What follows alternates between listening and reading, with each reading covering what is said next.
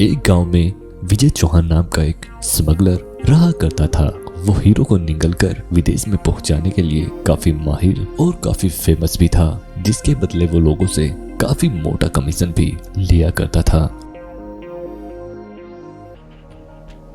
वहीं इंस्पेक्टर राजू की चौहान को पकड़ने की कोशिशें हमेशा ही नाकाम होती रही। राजू इंस्पेक्टर को पता तो सब था, पर हमेशा ही विजय चौहान तलाशी के टाइम बच जाया करता था। इसके बाद देश में महामारी आ जाती है और जिसके कारण देश की सभी फ्लाइटें ही बंद कर दी जाती हैं। ऐसा चलते चलते 6 महीने बीत जाते हैं और विजय चौहान की जितनी भी इनकम होती है वो सारी की सारी ही खत्म हो जाती है। ये देखकर विजय चौहान अपने दोस्त से कहता है, यार मेरा तो मन कर रहा है कि मैं कोई छोटी मोटी रेहड़ी ही लगा लूं, अपना दारू पानी का खर्चा तो निकल ही जाएगा। ये सुनकर विजय चौहान का दोस्त कहता है, अरे भाई आप इतने नीचे गिर जाओगे, ये तो मैंने कभी सोचा भी नहीं था। ऐसा मत सोचो, जल्द ही ये बुरा वक्त भी चला ही जाएगा, फिर से हम वही मोटा मोटा पैसा कमाएंगे। और कुछ दिन बाद होता भी कुछ ऐसा ही है, जहाँ पर राज मल्होत्रा नाम का एक बड़ा व्यापारी विजय चौहान के पास आता है और कहता है,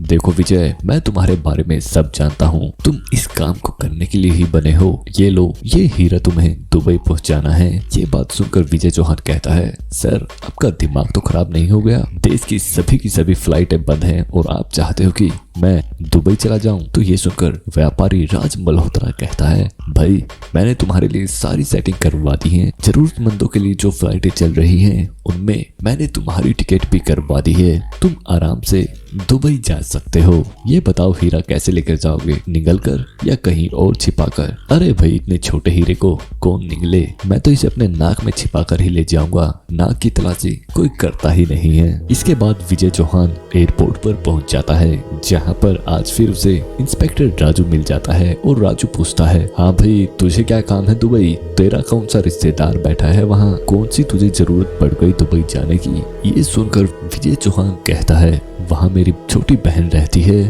उसे महामारी की बीमारी लग गई है और उसके पास कोई भी नहीं है, इसलिए मैं वहाँ जा रहा हूँ। ये सुनकर इंस्पेक्टर राजू कहता है, तुम्हारी बातों पर तो मुझे बिल्कुल विश्वास नहीं होता, पर मजबूर हूँ, हमेशा की तरह ही तू आज भी मेरे हाथों से बच गया। इसके बाद विजय चौहान दुबई पहुंच जाता है और वहां पर व्यापारी को हीरा देकर नगद कैश ले लेता है और होटल में जाकर वो सभी नोट अपनी बॉडी पर टेप लगाकर चिपका लेता है। और अगले दिन विजय चौहान दोबारा से फ्लाइट में बैठकर एयरपोर्ट पर आ जाता है, जहाँ पर इंस्पेक्टर राजू उसका इंतजार कर रहा होता है। इंस्पेक्टर राजू विजय की तलाशी लेने लग जाता है तो कुछ भी नजर नहीं आता। इसके बाद जब विजय चौहान आगे चलने लगता है तो इंस्पेक्टर देखता है ये जाते हुए तो इतना कमजोर सा था, पर आते हुए इतना मोटा तगड़ा कैसे हो गया? तो इंस्पेक्टर राजू अपने हवलदार को कहता है, जरा इसकी तलाशी तो लेना। और उसके बाद विजय चौहान के कपड़े उतरवा लिए जाते हैं, जहाँ पर विजय चौहान के पास इतना सारा नगद देखकर इंस्पेक्टर राजू उसकी वहीं पर जोर जोर से पिटाई करने लग जाता है और कहता है, आज आया ऊंट पहाड़ के नीचे। जादुई मिनी ट्रैक्टर सोना चोर। सूरजपुर गांव में नंदू और लाली नाम के 2 गरीब भाई बहन रहा करते थे। उनकी माँ जानकी और पिता बिजूलाल भवन निर्माण में मजदूर का काम किया करते थे। वो दोनों इतने गरीब थे कि अपने बच्चों को मुश्किल से 2 वक्त का खाना खिला पाते थे, पर कभी कभी तो नौबत ऐसी आती थी कि घर पर खाने को एक दाना भी नहीं रहता था। ऐसे में जानकी और बिजूलाल आस पड़ोस से खाना मांगकर अपने बच्चों को खिला देते और खुद भूखे ही सो जाते थे। अपने माँ बाप को इतनी तकलीफ में देखकर नंदू और लाली को बहुत बुरा लगता था, इसलिए वो दोनों गांव में घूम घूम कर सड़क के किनारे पड़े प्लास्टिक और पुराने लोहे के पुर्जे जमा करते और उसे एक बोरे में भरकर कबाड़ी वाली दुकान पर बेच आते थे, जिससे उन्हें 10-20 रुपए मिल जाया करते थे।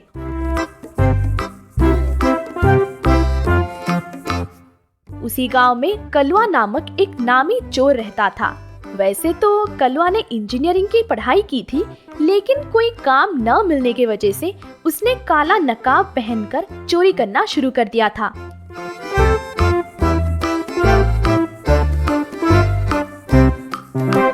एक दिन कलवा गांव के एक बैंक के सामने पेड़ के नीचे लेटा हुआ था।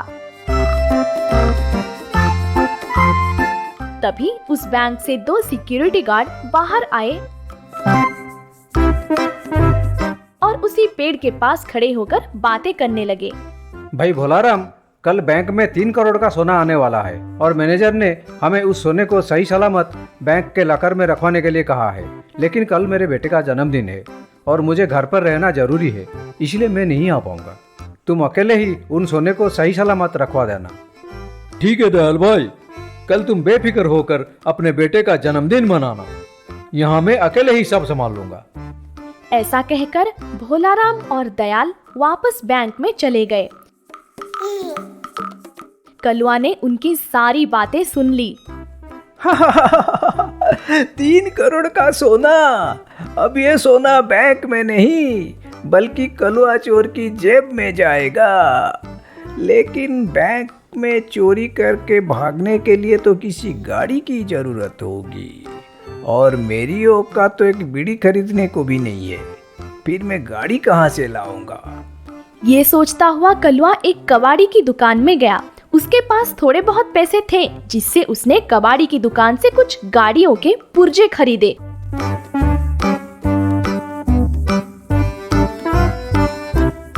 और अपना इंजीनियरिंग दिमाग लगाकर एक मिनी ट्रैक्टर बना लिया। फिर अगली रात कलवा बैंक में गया। बैंक में 2 लोग एक गाड़ी में से सोने से भरी तिजोरी लेकर उतरे और भोलाराम के साथ बैंक के अंदर चले गए। थोड़ी देर बाद वो लोग सोना भोलाराम के हवाले करके वापस चले गए। तभी मौके का फायदा उठाकर कलवा काला नकाब पहनकर बैंक के अंदर गया और भोलाराम को एक डंडे से मारकर बेहोश कर दिया। फिर कलवा ने जैसे ही तिजोरी को हाथ लगाया, बैंक में अलार्म बजने लगा। अरे ये क्या? लगता है पुलिस तक चोरी का मैसेज पहुंच चुका है। मुझे जल्दी सोना लेकर भागना होगा। ये कहकर कलवा जल्दी जल्दी सोने को अपने बैग में भर के अपने मिनी ट्रैक्टर से भागने लगा।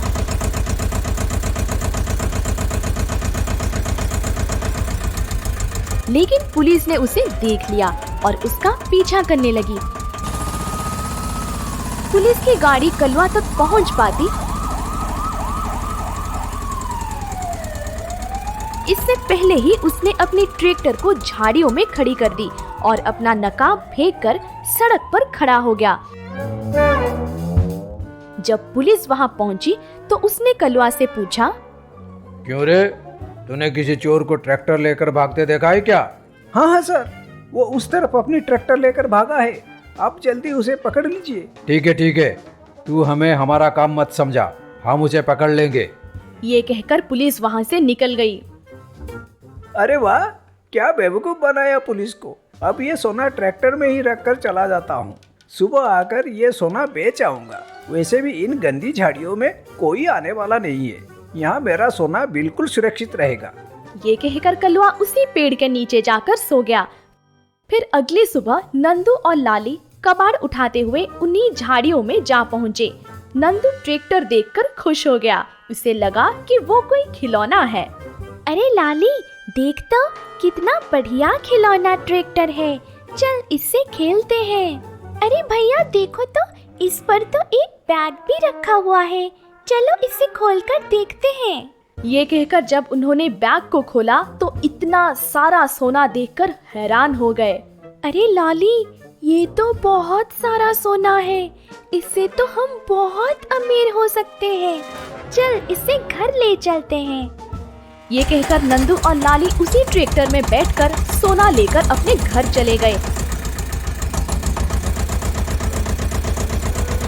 जब कलवा अपना सोना लेने वहां पहुंचा तो ट्रैक्टर को वहां ना पाकर सिर पकड़कर वहीं बैठ गया।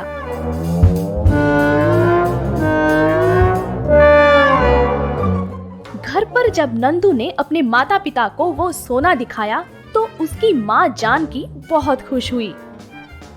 अरे वाह, इतना सारा सोना, अब तो हम अमीर बन जाएंगे, हमारी सारी तकलीफें दूर हो जाएगी। अजी सुनिए, आप जल्दी जाकर इसे सोनार की दुकान पर बेच आइए।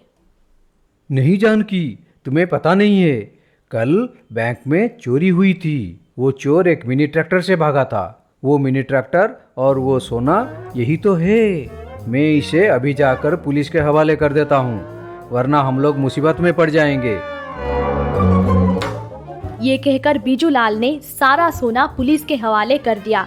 पुलिस बिजूलाल की ईमानदारी से बहुत खुश हुई और उसे इनाम के 10 लाख रुपए देकर सारे गांव के सामने सम्मानित किया। उस सम्मान के बीच कलवा भी मौजूद था, जो वहां बैठकर सिर पकड़कर रोने लगा। इस तरह नंदू और लाली की गरीबी दूर हो गई और वो दोनों अच्छे स्कूल में पढ़ने लगे।